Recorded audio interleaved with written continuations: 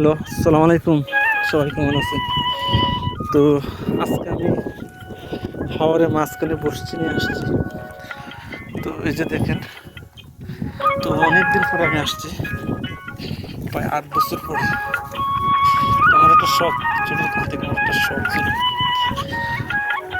তো এখন তো মাছ নাই, তবে বৃষ্টি হয়েছে, দেখা যাক কি হয় আজকে বাকি এখানে,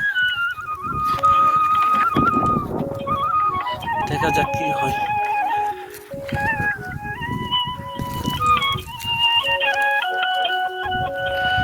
এই যে এখানে দেখা যাক আজকে ভাগ্যে কি আছে।